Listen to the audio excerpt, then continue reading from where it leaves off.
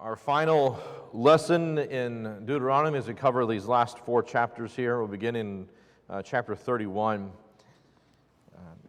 We are going to be covering some instances where God is talking about future events. Moses gives us a song, and we have the death of Moses and the transfer of authority to Joshua. So we're kind of closing things out here with the book of Deuteronomy. This has been our outline for this class, and so we'll be covering those last few points there tonight. So beginning in chapter 31, we have this information looking into the future of kind of some things that are going to be happening. And Moses promises help from God. And we look here in this very first, let me just go back real quickly. As we finished chapter 30, we see some things that we're supposed to be doing. When he presents to them life and death and everything he sent before you, encouraging them to walk in all of God's statutes. And he calls heaven and earth as a witness against them, and we'll see more of that in these chapters. But in verse 19, he calls heaven and earth against them as life and death is set before them, and that they need to be obedient, to choose life by loving the Lord your God, by obeying his voice, by holding fast to him. And so we see this again, connected to their length of days, connected to prosperity, as we've seen earlier.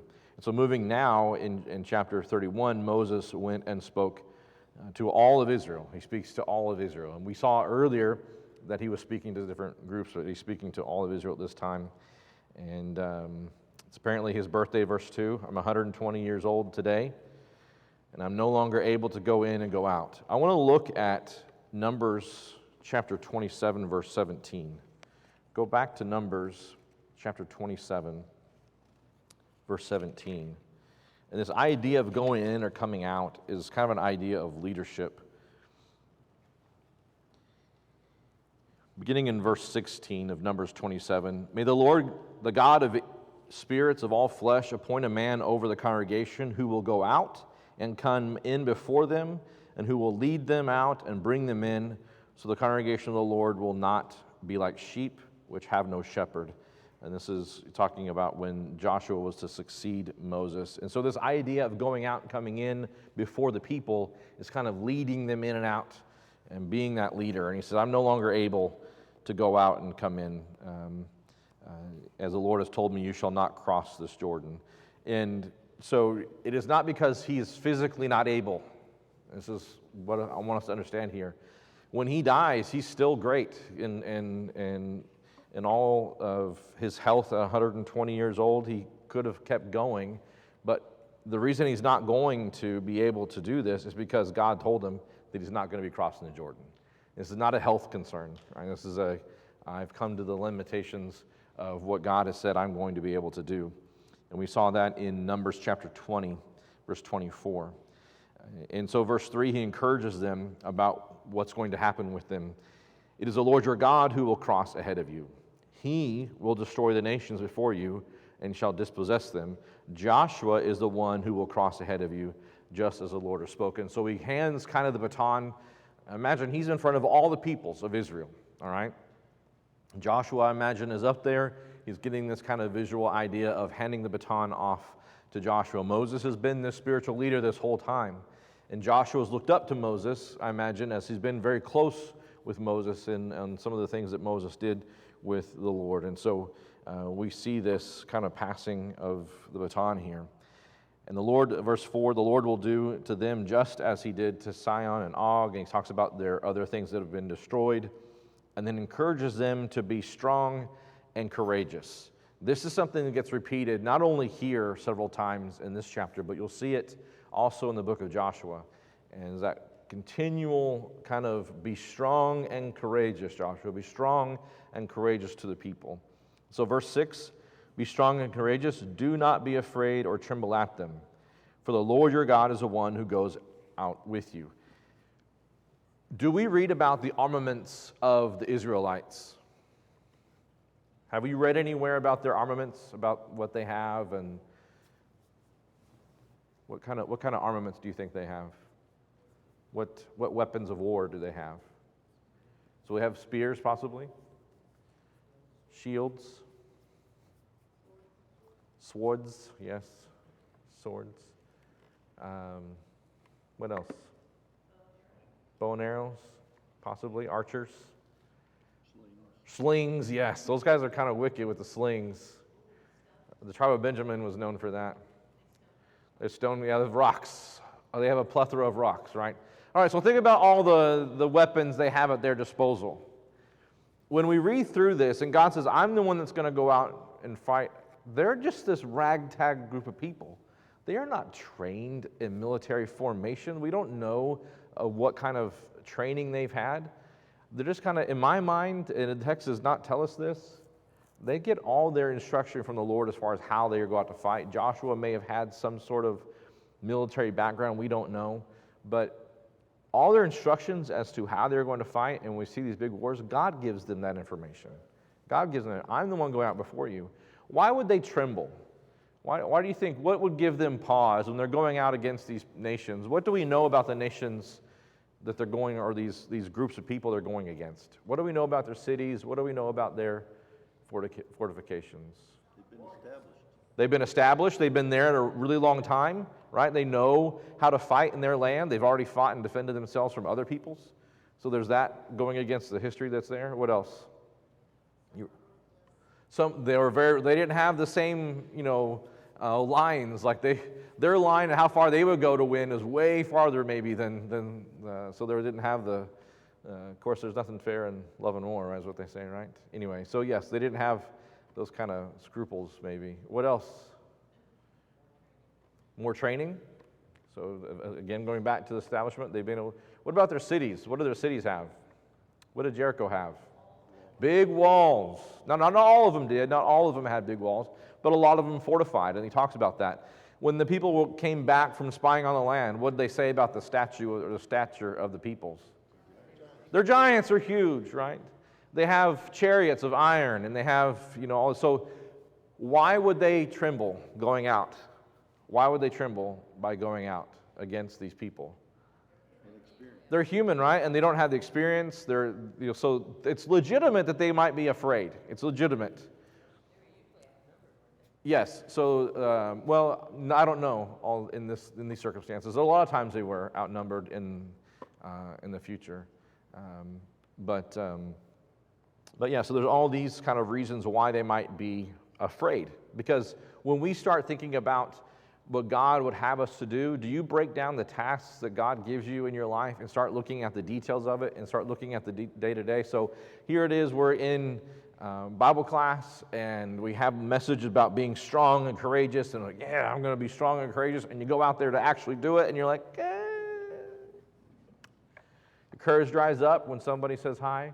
Your courage dries up when somebody says, well, I don't think I believe in God. Your courage dries up. Do you see what I'm getting at? So when God asked them to be strong and courageous and do not be afraid, he was actually asking them to go out into battle, into physical combat. And some of you are saying, I would rather do some physical combat than deal with people, which I understand. I have days like that too. But do you see the comparison here? Like, go out and be strong and courageous. They were going out to fight physically. And if they were paying attention, did they really have to be afraid? I think a lot of times we forget what God has already done. All right, they had seen God do many wondrous things, and they forget. And we read about all that God has done and all the promises and we sometimes we forget. It's human nature, right? And so he tells the people, be strong and courageous, do not be afraid. The Lord is the one who's going before you. And then in verse 7, he goes into talking about to Joshua. Then Moses called to Joshua and said to him, in the sight of all Israel, all right, so everybody could see, in front of God and everybody is how you'd say that in the south, okay, or north of here anyway. Be strong and courageous, for you shall go with this people into the land which the Lord has sworn to their fathers to give them, and you shall give it to them as an inheritance. The Lord is the one who goes ahead of you, and he will be with you. He will not fail you or forsake you. Do not fear or be dismayed. Here's this assurance over and over and over and over again about God's deliverance and God's presence in fighting. And so we see this Moses is not saying this just for Joshua, right? He's saying this for the people to hear them and to charge. And we see this kind of passing of the torch, so to speak, here.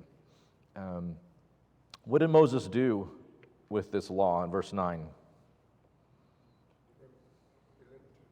They gave it to the priests, they gave it to the elders, the ones who carried the ark, so a group specifically, those who were in charge of touching the holy things. He gave them the actual words and gave it to the elders. These are supposed to be the religious, these are supposed to be the responsible kind of people to make sure that they know the law. These are the responsible parties of Israel. And so it's something that's supposed to be read every 7 years in front of everyone in the Feast of Booths. And you shall read this law in front of all of Israel, verse 11, in their hearing. Verse 12, assemble the people, the men, the women, the children, the alien who is in your town, so they may hear and learn and fear the Lord your God, and be careful to observe all his words of this law. Do you see that? So everybody, every 7 years, everybody gets together and they read from the law, and they have a reading so they may learn to fear God and do these things. Everybody's supposed to be there. Verse 13, their children who have not known will hear, learn, and fear the Lord your God. It's interesting that he has this, he says, all the peoples are supposed to be there, everybody's supposed to come, and your children will learn. Do you see the emphasis here on the children learning? It's important. When in him emphasizing children learning and them and their process of being educated in the law, what is he trying to prepare? What is he trying to prepare for the future? Generation to generation. This is something, we saw this earlier in Deuteronomy. When your son asks or when your child asks, tell them this is what happened. Talk to them about these things. And so at the very beginning, we saw this in the book of Deuteronomy, and we see this again at the end of Deuteronomy. Do not forget to teach this to your children. Is it still pertinent that we teach these things to our children? Yes, it is. It certainly is. And God has given that to us in order to do that task. And so we make sure that they learn and know, and so that they will hear and learn and fear. And that's a formula there, right? Hear, learn, and then fear. And so you got to get those things. So the Lord, then we get into this idea that Israel will fall away, and God kind of talks about this happening. And I think about this as far as Moses hearing this message kind of at the end, right? He's given this impassioned plea, and he's been writing all this stuff down for them to remember, to do carefully, and make sure they do all these things, to observe. And they go up before the tent of the meeting in Joshua and Moses, and God is there. In what form is God? How do we know God is there? The cloud, the pillar of cloud, the Shekinah glory of God is there, and his presence is there, and so they're there with God. So it's no secret that God is in his holy. He's there at the tent of tabernacle meeting. And the people will rise and play the harlot. So he tells them in verse 16, behold, you're about to lie down with your fathers. This is his message to Moses. You're about to pass away. You're about to die. And all these people that you've been teaching and nurturing and bringing up and holding them by their hands, what does he say? It's going to be awesome. Everything's going to be just fine, Moses. What does he tell them? They're going to go astray. They're going to go astray. Again, right? Again. And so Moses hears this. They'll go after strange gods in the land, into the midst of which they're going, and will forsake me and break my covenant which I have made with them. Then my anger will be kindled against them in that day, and I will forsake them. Just like he said he would, evils and troubles will come upon them. Verse 18, but I will surely hide my face on that day because of all the evil which they do, for they will turn to their gods. Thanks. Appreciate that. God's being very upfront with Moses, and eventually this will happen. And think about that as we see what Moses is about to do and some of the language that he uses. He says, verse 19, he's now commanded to write a song. Now write this song for yourselves and teach it to the sons of Israel and put it on their lips, so the song may be a witness for me against the sons of Israel. Write a jingle that they will not forget. and make it to where it gets into their ears, and they will not forget the words of this song.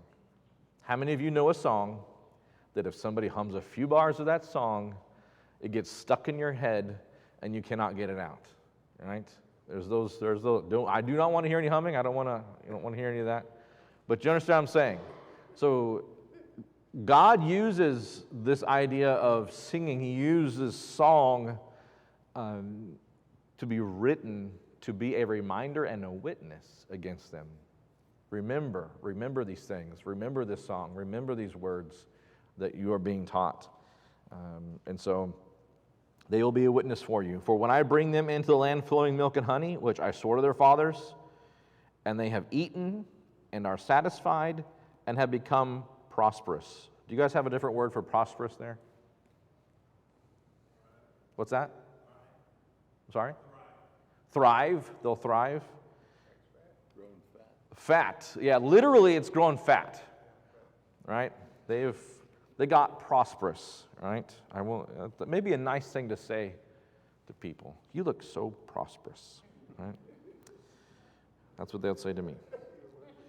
All right. Especially if somebody keeps cooking you ribs, right?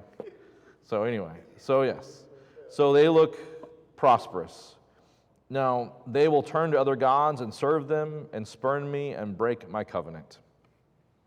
And we'll talk more about this in a moment, but here's this kind of, again, this idea. They go in, they've been dependent on God, and they get all this stuff, houses they didn't build, wells they didn't dig, vineyards they didn't plant, right? And he warned them, do not forget me.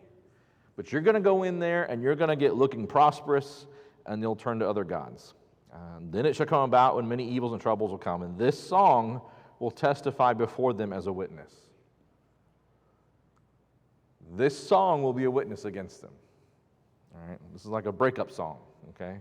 It's going to be a witness against them, okay, about what they've done. He says, for it shall not a witness, for it shall not be forgotten from the lips of their descendants. For I know their intent, which they are developing today. The seeds of their disobedience, the seeds of them following away from God, is already in their hearts right now. I know today that this is the case. All right, this is what he's telling Moses. And Moses is like, great. This is great. So Moses wrote this song the same day and taught it to the sons of Israel. They had a jam session, okay, and they wrote this song. So verse 23, we have 23 or 24 to 30, we have Moses and Joshua's commissioned. Then he commissioned Joshua, the son of Nun, and said, be strong and courageous, and you shall bring the sons of Israel into the land. Again, this is a theme that gets repeated after this into the book of Joshua. And it's great to tie these together. And I believe, Dan, you're teaching a class of Joshua next, I believe is happening next, so that y'all will get right into that. So this is verse 24. It came about when Moses finished writing the words of the law, the book, and then until they were complete, that Moses commanded the Levites who carried the Ark of the Covenant, Lord, saying, take this book, place it beside the Ark of the Covenant, that it remain there as a what? A witness. All right, are you seeing what's happening here? We've got a song. We got a breakup song, right? You're going to learn it. And if you get to a point where God is no longer with you anymore and you start singing this song, you're going to remember, oh, yes, this is what God said this was going to happen, right? Now you have also another witness. You have the book of the law. You have the complete law written down. It is a witness against you. Heaven and earth will be called as a witness against you. Do you see what God's doing here? Placing all this weight upon them. So what you're entering into, this covenant relationship you're entering into, there are witnesses to you entering into this covenant relationship with God. That these things have been communicated, the expectations of God have been communicated, and you have said that you are amenable to those expectations. And so it will remain as a witness. Verse 26. Verse 27, for I know your rebellion and your stubbornness. Behold, while I am still alive with you today, you have been rebellious against the Lord. How much more then after my death? Moses is saying to the people. So Moses gets this information from God. Moses, it's about time for you to die.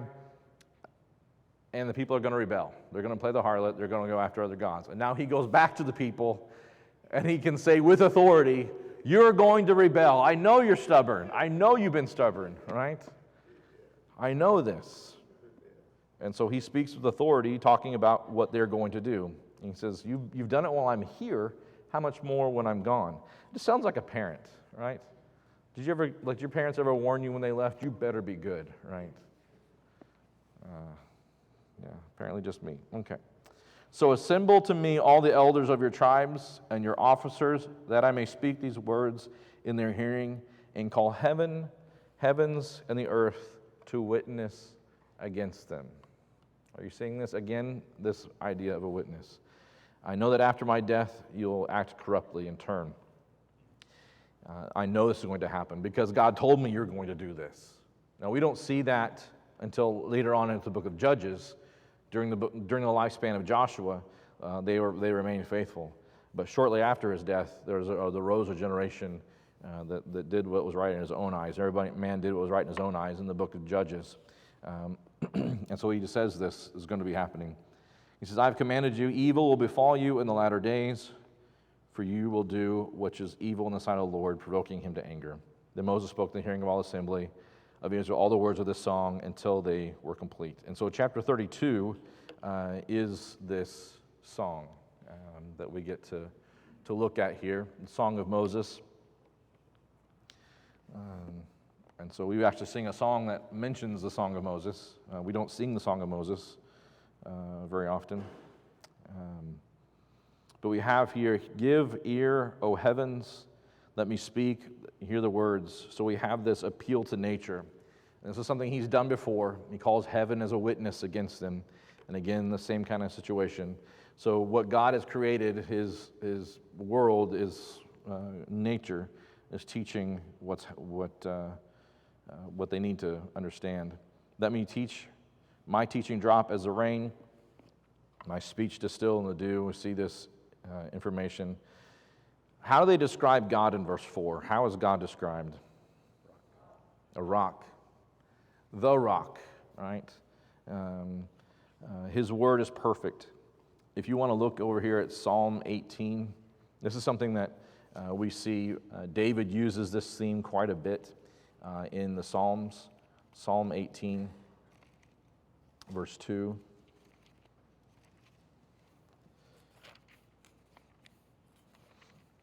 So what is...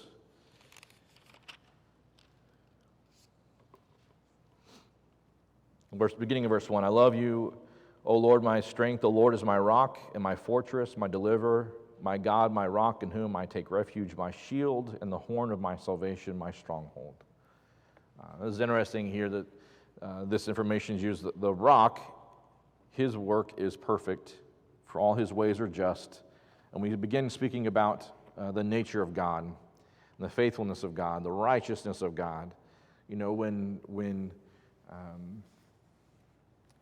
God talked to Abraham about, the destruction of Sodom and Gomorrah, his comment about that was, will not the God of all the earth do what is right? And the righteousness of God, and appealed to the righteousness of God. And so we see this here, the introduction and God's righteousness, 1 through 5. And then we see this rebellion. Oh, I forgot I got them all up there for you. Excellent. So we see in verses 16 through 18 this rebellion. So here's the righteousness of God, and then despite all that, despite what God has done, the people rebel, which is what we saw was going to happen. And they've acted foolishly. Foolish and unwise people, is not he your father who has bought you?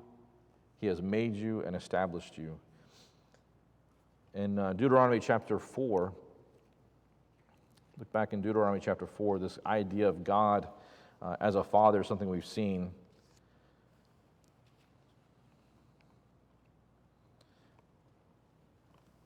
So for the Lord your God is a compassionate God. He will not fail you nor destroy nor forget the covenant with your fathers which he swore to them. And the compassion of God is spoken about. And then we look, Isaiah chapter 63, verse 17 also talks about God as a father. in watching over Israel, and that they have rejected God. And what are they supposed to remember? In verse 7, what are they supposed to remember? Days of old. What happened in the days of old? What does he start describing? What's that? Yeah. Remember the days of old, consider the years of all your generations. Ask your father, he will inform you, your elders, and they will tell you. When the Most High gave nations their inheritance, when he separated the sons of man, the boundaries of peoples, according to the sons of Israel. And it's talking about how God has taken care of Israel. Ask your fathers, ask the elders about what God did with his people. Remember what he did. They're supposed to tell you. Go back and have them tell you what God has done.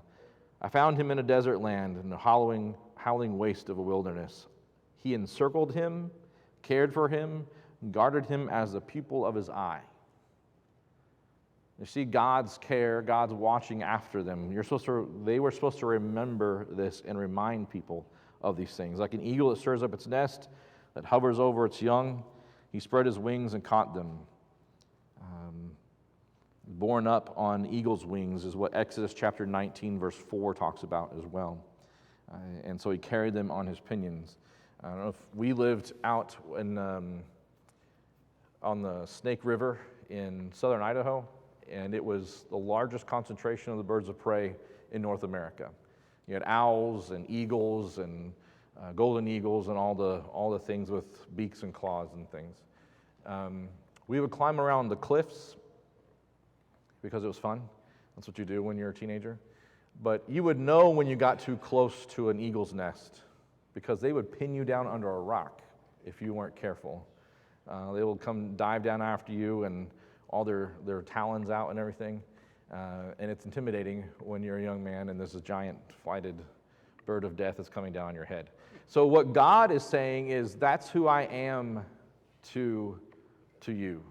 That's what I'm doing. I'm taking care of you like an eagle would take care of and defend its nests. They are vicious in defending their nests and defending their young.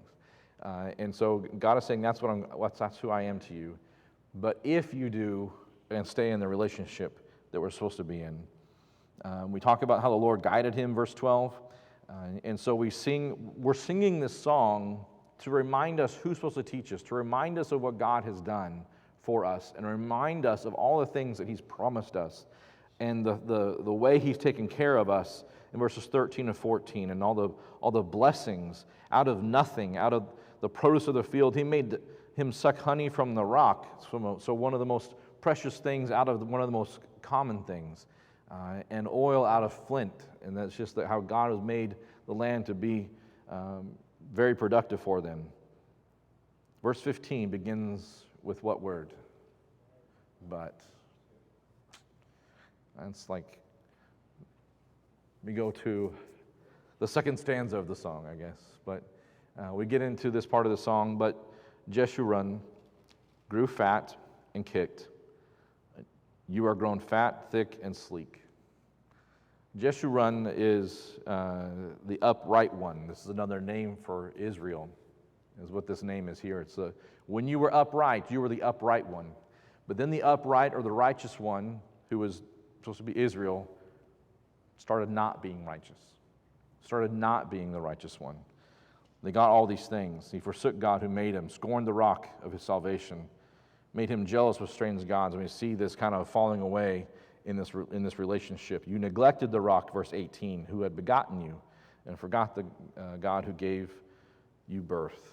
And we see this change in their relationship.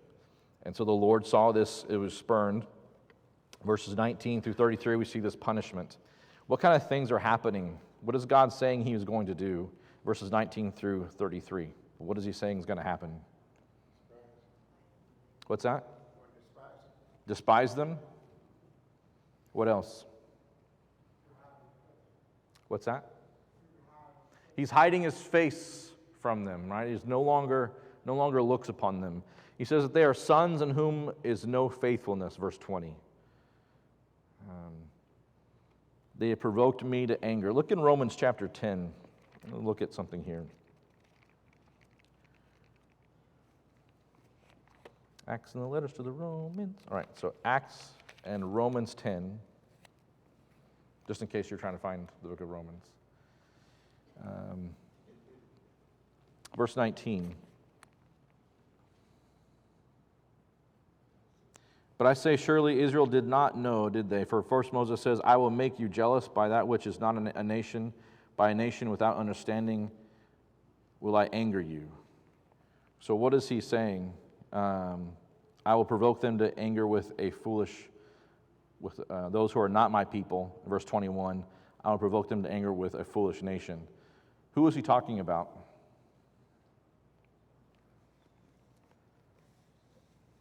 He's talking about us, ladies and gentlemen. Right? He's talking about the Gentiles coming in and being a part of this. So I'm going to provoke them to anger with a foolish nation, and those who are not my people. Talking about those of us. If you want to write it here, Ephesians chapter 2, verse 12.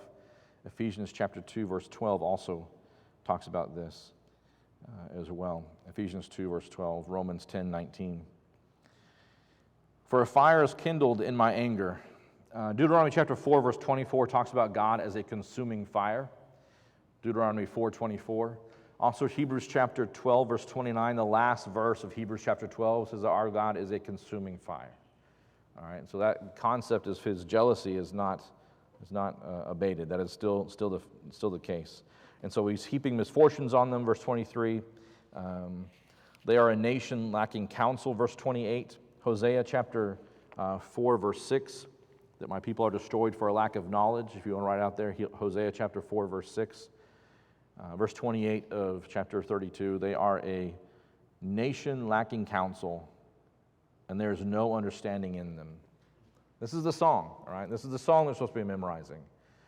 So if you're good now, right? If you understand now, and then you memorize this song, there's some warnings here that are very explicit, right? There's some things that we should put to memory about what it is to fall away from God, and some warnings.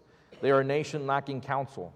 Which means what? If we're going to stay faithful with God, then we need to make sure we're keeping people educated about what it is. Our leaders need to be educated men. They need to be people who are able to teach and do these things. So this is not anything that is new. He goes on to verse 32 to talk about their vine is the vine of Sodom and the fields of Gomorrah, their grapes, the grapes of poison and clusters of bitter. So this is the same kind of idea that we've seen in other places. And referring to those when they have fallen out of favor with God, when they do what is wrong, they're compared to Sodom and Gomorrah in their production and what they're supposed to be doing. If you want to write here, Isaiah chapter 5, verses 1 through 7, the grapes are the grapes of poison. Isaiah chapter 5, verses 1 through 7. And then tie that in with Luke chapter 13, 6 through 9, when Jesus said, you were supposed to be, there's an expectation that I've done everything in the field to make you produce good fruit, and you're not producing fruit. Leave it alone this last year, and if it hasn't produced fruit, then we'll dig it up, and it'll be thrown into the fire. And so that same kind of imagery is used in Isaiah chapter 5, verses 1 through 7, and then, like I said, in Luke chapter 13, 6 through 9, there beside verse 32. So it's interesting that again, that imagery keeps being used throughout the prophets, and Christ uses again when he's talking to them. So they're not missing it when Jesus uses some of these parables and uses some of this language. It's language that he has been used before, and the people are not missing the connections there. And so we see this with the punishment of the rebellious. Then we see God's vengeance, 34 through 36. The Lord will vindicate his people. He'll have compassion on his servants when he sees their strength is gone and there's nothing remain bond or free. And then we see in verses 37 through 38, these false gods.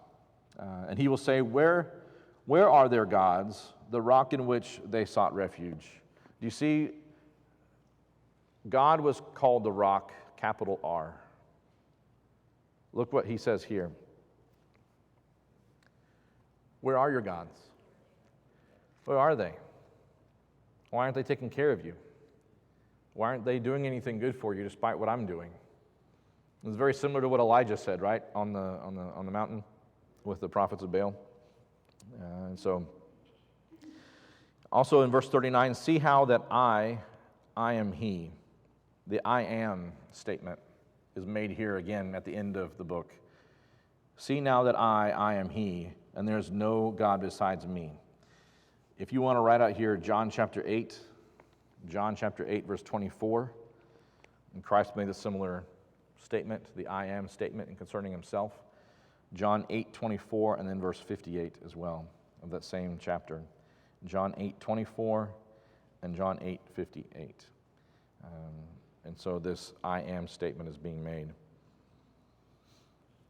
He also says in verse 40, indeed, I lift up my hand to heaven and say, as I live forever. So as though he's swearing before the people unto himself. He can't swear by anything bigger. And so he's swearing here as well, confirming his oath by himself. You can write out here Hebrews chapter 6, verses 16 through 20. And the same idea, the Hebrew writer talks about how God could not swear by anything greater than himself, so he swore by himself that he had done this thing. Hebrews chapter 6, verses 16 through 20.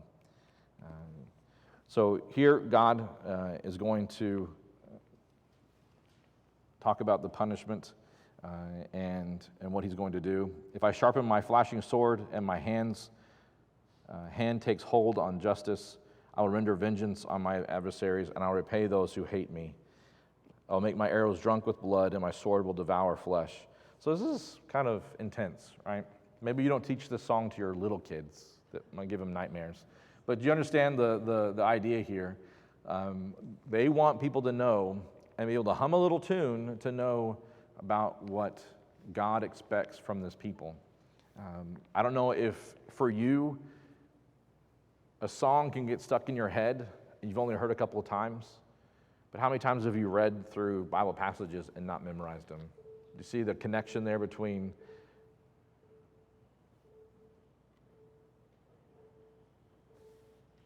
okay, that's not me, okay.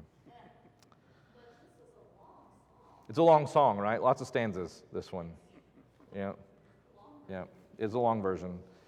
This is probably like a 6 or 7 or 8 stanza song, so it's extended. Yes, there's probably an abridged version.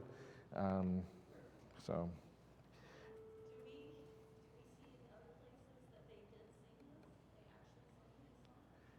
I did not research that offhand. I imagine they'd have to sing it. They were supposed to be singing this song. I didn't research that offhand. If there's other places where, and they sang the song of Moses, but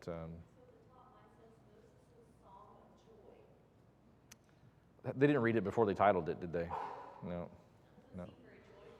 Well, it is joyful in that if you stay inside the lines, right? If you stay inside the operational parameters with God, it is joyful. It is amazing. It's when you get outside the operational parameters when you should be fearful and trembling, right? In that scenario, so it can be joyful. But he spoke these words. Yes, sir. There is joy. Look at verse 43.